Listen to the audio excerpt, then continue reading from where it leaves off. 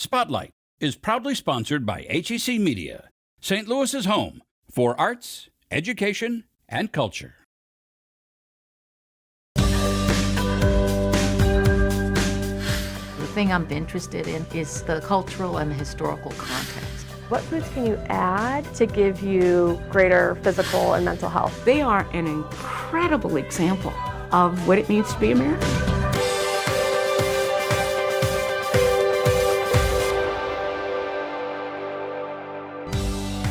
Today on Spotlight, meet an artist of the year who says he paints history. Find out what he considers his masterpiece. Plus, a nutrition expert looks at the connection between food and mood. And then art in 3D. You might think some of these are made of wood, but it's actually something different. First up, a group of people from all races and backgrounds share memories from growing up in small-town Missouri. It's Sunday and you're watching the multiple Emmy Award-winning Spotlight. I met my first African Americans when I was 11 years old. When I met them, I felt fear. They never told me I was brown or any other colored or that I was any different from anybody else.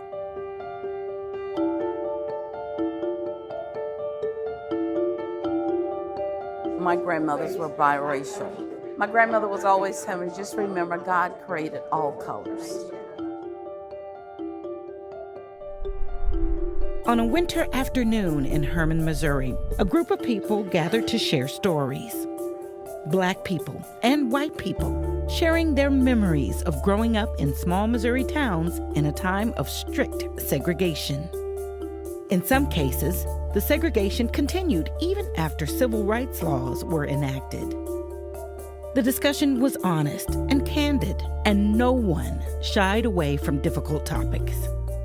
I was the first Black person to walk through the Davidson's Cafe and order me a cheeseburger and fries and not have to go in the back.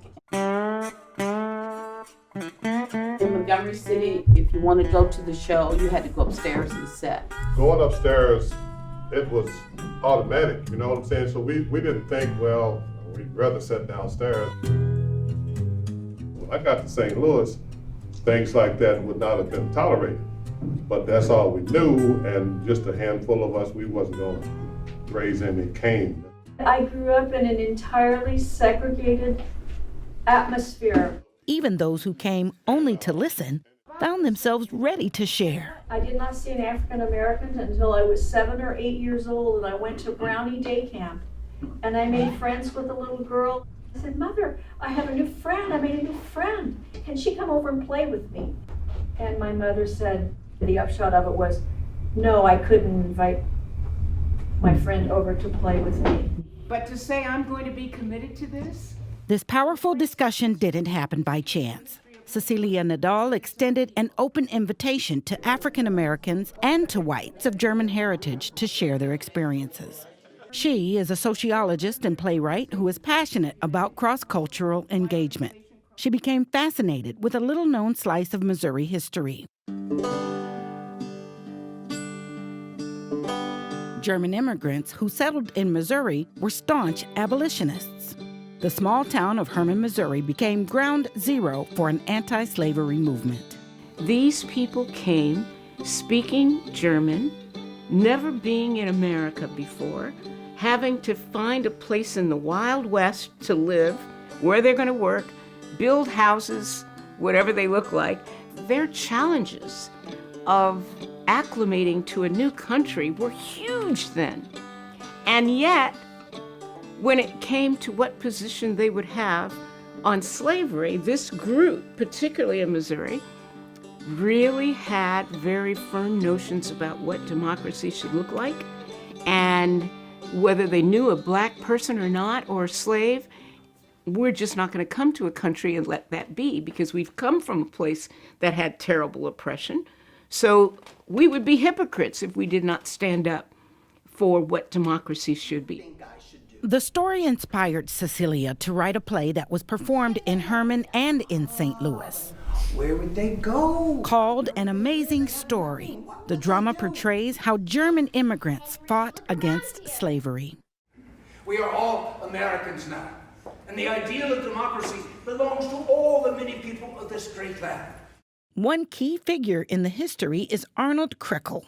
He was a federal judge who ran an anti-slavery newspaper.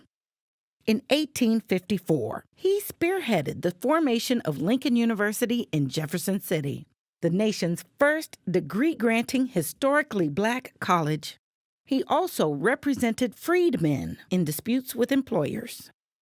It was up to Cecilia as the playwright to imagine the conversations these real characters might have had. The way I see it, we are all American. This is the only country I've ever known. The play was the icebreaker, if you will, and only the beginning. Conversations like this continued the dialogue. You know, Dad was the first tavern owner to ever serve a black man at the bar. He took a lot of static over that, and he lost some customers. My family moved here in 1908. My family employed a lot of African American people. Henry Ellis worked for us on one of our farms across the river, and great family. Since the discussion, Herman held its first ever Black History Month celebration.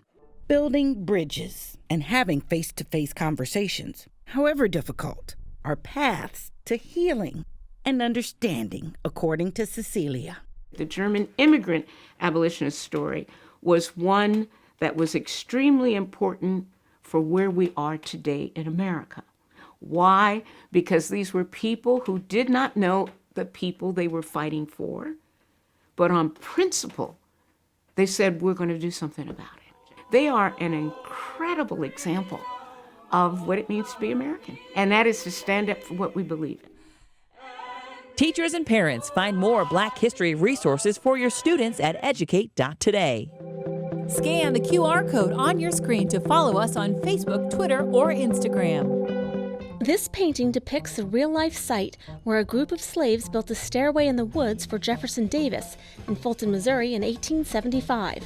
It's typical of the type of story that often underlies the work of Solomon Thurman. Most of the work that I have done, I have narratives on it. I wrote about it. In other words, I wrote why I did it, where the inspiration came from, and what the story is behind the work. I'm not a fan of fantasy. I don't believe in, at least personally, I don't believe in fantasies like Star Wars and that type of thing.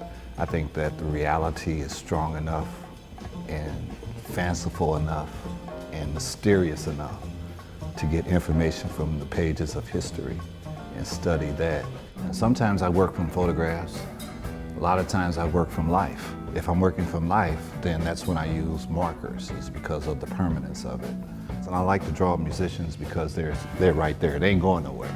They're going to be there for at least 15, 20 minutes. So I love that. And I can generally do 15, 20 drawings in that time period. That as long as you keep your hands moving, you could create a whole lot in a 5-minute period. That's almost 2 heavyweight fights, 2 rounds of a heavyweight fight. I don't know, if you ever seen a 3-minute round, it's a lot going on in those 3 minutes, It's that type of variety and diversity that earned Thurman the 2018 Individual Artist of the Year from the Missouri Arts Council and the 2020 Lifetime Achievement Award from the Arts and Education Council. I never considered myself in the top pyramid of the talent pool, but I was always reaching for that. And I've done many paintings, hundreds actually, and never felt like this is my masterpiece. The masterpiece is a piece where all your knowledges and experiences comes together in one piece of art. And I don't have that yet. What it would look like would be something that is spontaneous, innate. Elements and principles of design are illustrated. The color palette is a full spectrum palette. And I'm able to show the multiple reactions between space and different forms of space. If that can happen, then I would consider that my masterpiece. With every stroke of the bow, every stroke of the brush, with every stroke of genius, the arts make life in St. Louis richer, not just emotionally, but also economically. In our region, the arts create almost $600 million a year in economic activity, supporting more than 19,000 jobs, generating almost $60 million for state and local governments, with almost 12 million annual arts-related visits. That's more than all St. Louis sporting events combined. Whether in a park, on a street, or a wall, experimental or a classic, the arts deserve our support because the arts help support us. HEC Media is proud to be our region's home for arts, education, and culture because in St. Louis, the arts mean business. St. Louis Promise Zone was designated in 2015. We are the largest of 22 Promise Zones across the country. This encompasses all of North St. Louis City and North St. Louis County. This is 200,000 residents, 25 zip codes, and 7 school districts. So an enormous area that has not seen investment in decades. It was a cool project because it was a stark contrast to what was happening in the area at the time.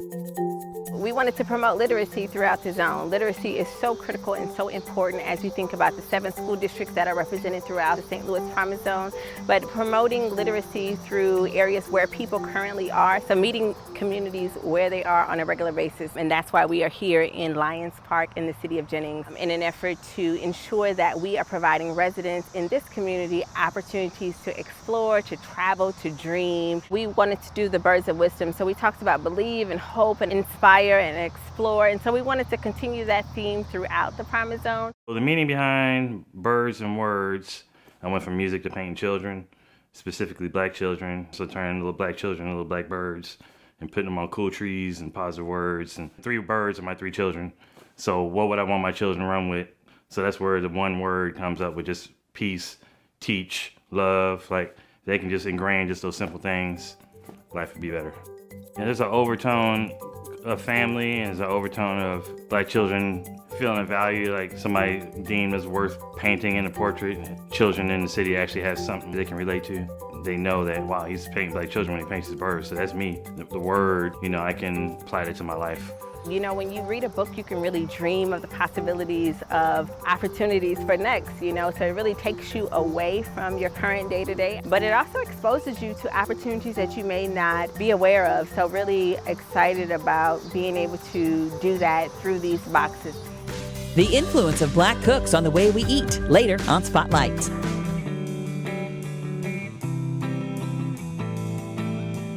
We are here at Duane Reade Gallery, where we are opening 2 exhibitions of local artists' work. Douglas Dale, a fiber artist, and Carol Kruppen-Schuchard, a photographer. Both artists' work deal with layers of interpretation, where upon first glance the material presents as one way, and then it prompts a closer examination to reveal all of the content and detail of the work. This is a body of work that is all yarn, laid down strand by strand, contoured to give the illusion of wood. So it is all wood grains, all natural patterns traced, but the entire surface that a viewer sees is all yarn. Everything I make is with the idea of something that doesn't fit cleanly into a taxonomy. I love having one object that represents a full range of polarities. In this body of work, I wanted to go a little bigger. This is my first jump into color. I have always found color very overpowering, but I found a really shiny, reflective yarn that is bright and colorful and a texture that I have not been able to resist. I think this body of work is more conceptual and more political than before. I am non-binary, and I see when we take information and put it into a rigid taxonomy, information is being lost. And I want to draw attention to that information, what's being lost, and what we can build to include everybody. I've been a fan of Duane Reade for a very long time. I've been working here for a little over a year now, and I just get so inspired by all of the work that I get to be around, and especially with Carol Kruppen-Schuchard, with just a level of polish and beauty and that professional gloss and finesse. I'm from St. Louis, and I haven't had a gallery show in about 10 years. I moved to Colorado and did some work there. So this is a really nice homecoming because I showed with Dwayne back in the 90s. So this is really warm and sweet to me. This is an exhibit of work that I've made using miniature props. Most every image that you see here is made from an object that's maybe only an inch, 3 inches at the most. So I like to take things that I've collected, that I'm connected to, and obscure them by changing the light, scale, and make them into a little mysterious story. When people take a look at my work, I would hope they would be intrigued and curious about what it is, what the story is, what's involved in making it. And from my perspective, I'm not an artist who likes to write about my work or, I just want it to be seen, and whatever the viewer thinks is really what I'm after. I want there to be a visceral response to this more than anything. We are thrilled to be hosting both artists' work here in St. Louis and showcasing the best area talent in both photography and fiber. We would love for you to come and see the work for yourself. The show is up until March 18th, and for more information, please visit DwayneReedGallery.com. HEC Media, recognized, celebrated, honored time and again for excellence in the industry. Find all of the award-winning content at hecmedia.org. The foods you eat can make or break everything from your productivity to your mental state and physical health. What foods can you add to give you greater physical and mental health? As a registered dietitian at Mercy in St. Louis, Emily Cutler is guided by studies that show the connection between food and mood is real. In fact, the connection inspired a new area of brain study, nutritional psychiatry, which examines how what we eat impacts how we feel, using food to help treat mental health disorders, such as seasonal affective disorder, a problem in winter months, causing depression, low energy, and cravings for comfort foods high in carbohydrates. Foods that are comfort foods can be higher processed, and they can tend to lead towards inflammation, causing an imbalance in our body. Then that could lead to a negative mood. In the spring and summer, seasonal affective disorder looks a little different, causing trouble sleeping, a loss of appetite, and increased irritability. Cutler says mood-boosting foods can really help everyone. You have to be really mindful about choosing fresh fruits and vegetables, whole grains. We know that those would be good sources of the vitamins and minerals, and so we know people who have a depressed mood tend to have a lower intake of just overall vitamins and minerals. Fruits and vegetables and whole grains would also give us fiber, and fiber is a prebiotic, and what that does is feed that healthy gut microbiome. Keeping that healthy, then that can help with our mood too. Making good mood-boosting choices. Probiotics, omega-3s can help maintain energy and productivity and may even motivate exercise. So she recommends foods that boost your mood at home or on the go. Yogurt, fruit to increase your fiber intake, that prebiotic. She says prebiotics and probiotics are important. Prebiotics stimulate the growth of healthy bacteria in the gut. Probiotics add to the population of healthy microbes. They contain live organisms, usually strains of bacteria, in yogurt. We know that there's a communication axis, your gut and brain axis. So if we have a healthy gut and that's properly nourished, that can help with a healthy brain, a healthy mood. And recent studies link sources of omega-3 fatty acids to improved brain function. Walnuts are a good source of omega-3 fatty acids. This is an example of a chia pudding. Chia seeds are a good source of fiber, which we could consider a prebiotic, and omega-3 fatty acids, which can help with your mood too. They're anti-inflammatory. You could take chia seeds and sprinkle them on your yogurt. You can sprinkle them on your salads. You can add them to anything and get that extra boost. And dinner time in the wintertime. Casseroles are popular. You can elevate that to make it be more mood boosting, right? So maybe you could use a whole grain pasta. You could certainly use tuna. You know, that's a seafood, so that would maybe give you some, not as many omega-3s as salmon would. Add some vegetables, and then you actually have a mood boosting meal. Another winter favorite, chili. You have beans, so protein, and you have a fiber source, which is that prebiotic. And then if you're typically only putting tomatoes in your chili, think, how can I make this even better? Can I add some carrots? Can I add some zucchini? Can I add other colors, and know that that would give you sustained energy? She suggests mindfulness when cooking up ways to make the best of every day. For original programming and award-winning content, explore hecmedia.org. Find all of your favorite genres, including the arts and sciences. Go in-depth with the latest research. Get insight into new technologies. Learn about breakthrough discoveries. Find it all in one place. Explore hecmedia.org.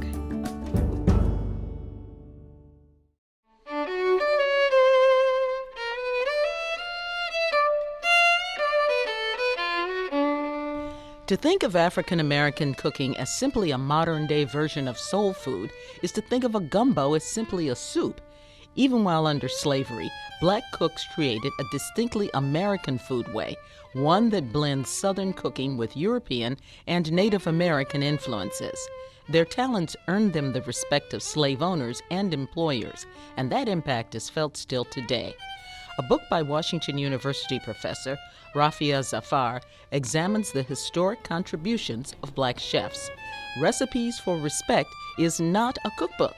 Instead, it's an examination of the intersection of African American culture, history, and food. It notes that she was awarded 2 medals for best pickles and sauces and best... To Dr. Zafar, cookbooks are a form of literature. In them, she finds revelations about African American history, especially when the author is a former slave. For example, an orientation clause, the sentence that explains a recipe, reveals a lot about a cook's life beyond the kitchen.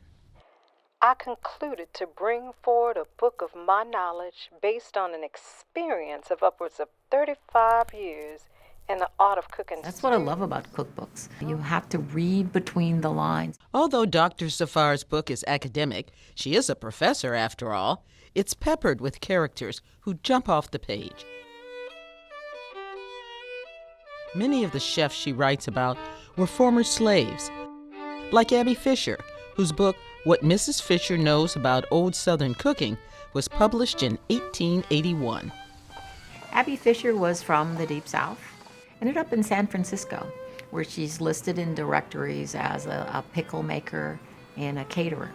And she became well known for her expertise, the deliciousness of the things she made. And she had a group of well-off white San Francisco women who encouraged her to write a cookbook. There's no mention of her background. There's no mention of her race, only that she is someone who, she says in the introduction that she did not have the benefit of an education.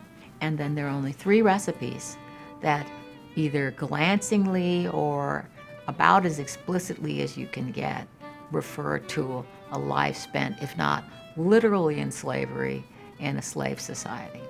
One for blackberry syrup, one for hoe cakes, and one for what she calls infant pap. Take 1 pint of flour, sifted and tied up in a clean cloth securely tight. And it's actually an incredible thing for a black woman in the South to say, particularly if it was in slavery. That meant she wasn't separated from her children. If she was a woman of any sort in the 19th century, that she gave birth and raised that many children is also phenomenal, because the infant maternal mortality rates in the 19th century were very, very high. So she's kind of bragging. It's a humble brag, but it's a real brag. And there is Melinda Russell, whose 1866 pamphlet of recipes is the earliest known cookbook by an African American. When you read her cookbook, she has a slave narrative, the story of her family prefacing her cookbook. I was born in Washington County and raised in Greene County in the eastern part of Tennessee. My mother was a member of one of the first families set free by Mr. Noddy of Richmond. Essentially saying we were slaves, and this is a good cookbook, because even by that point, the idea that there were black people who were in the kitchen and were sophisticated cooks, great cooks, was already starting to take hold of the American consciousness. Former slave Rufus Estes was heralded for his fine cooking, enjoyed by royalty and heads of state on luxury Pullman cars. His cookbook was published in 1911 and includes an entire chapter on sauces. And with instructions that could be lifted from Downton Abbey, Butler Robert Roberts' 1827 book was a guide to proper hospitality in a well-to-do household. When your cloth is perfectly even, then put round your plates, laying 4 at each side. Then put round your knives and forks, placing your knives at the right hand with the edge of the blade toward the... He tells you how to polish silver, certain remedies like for hangover, but also just how to run a household correctly. And of course, the irony of this is that African Americans were at the time thought of as dirty and savage and all that. But it was a black man who wrote this hospitality book that at least one Confederate general had in his library.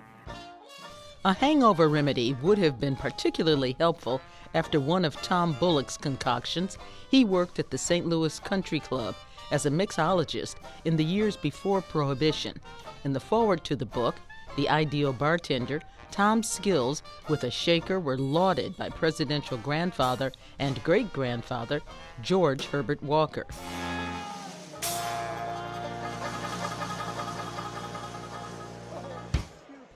Where does this interest in food intersect with academia?